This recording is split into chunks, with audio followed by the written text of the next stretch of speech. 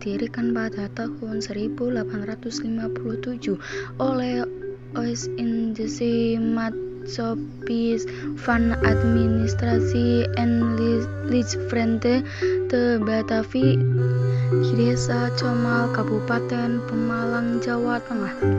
Kemudian tahun 1872 dibeli oleh Theodor van de Wyck.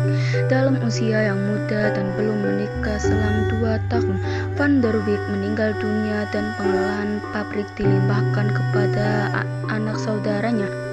Pada perkembangan selanjutnya, di tahun 1898, Swicker Pabrik Comal berada di bawah perusahaan NV. Maatschappij dengan melihat kondisi sekitar Swicker Pabrik Comal yang sudah tidak mendukung untuk perkembangan pabrik dan semakin tingginya pertumbuhan penduduk, di tahun 1919 diputuskan untuk membangun pabrik gula baru di sebelah barat Sungai Comal, kurang lebih berjarak 2 km ke arah barat, dikarenakan kawasan lahan perkebunan tebu masih sangat luas dan memudahkan akses untuk proses transportasi.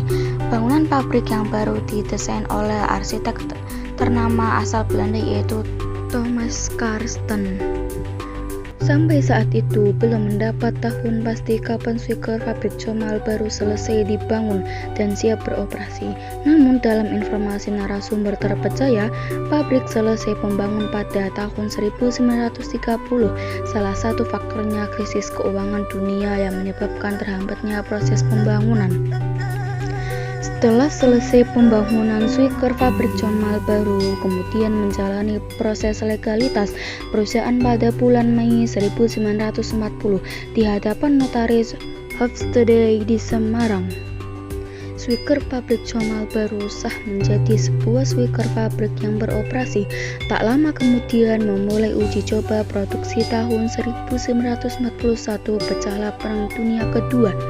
Tahun 1942 militer Kekaisaran Jepang masuk ke Hindia Belanda tanpa diundang. Pabrik berhenti beroperasi hingga tahun 1945 yang dijadikan gudang senjata dan amunisi tentara Jepang.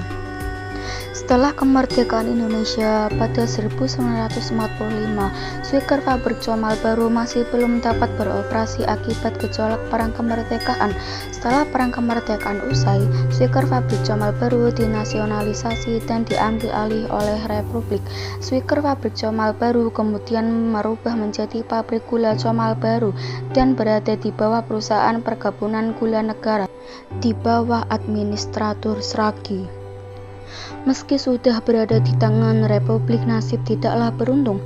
Banyak komponen mesin dan peralatan dipindah ke pabrik gula di sekitarnya, salah satunya pabrik gula Sragi, dan dinilai terlalu berdekatan. Comal baru hanya dimanfaatkan lahannya.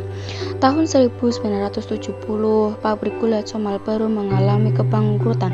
Faktor penyebabnya yaitu menyempitnya lahan pertanian, tata niaga gula yang tidak berpihak pada industri nasional, mesin-mesin yang sudah tua, serbuan gula impor, upah para pekerja yang tidak relevan. Kini aset pabrik gula Comal baru di bawah wewenang PT Perkebunan Nasional 9 berkantor di Semarang, Jawa Tengah.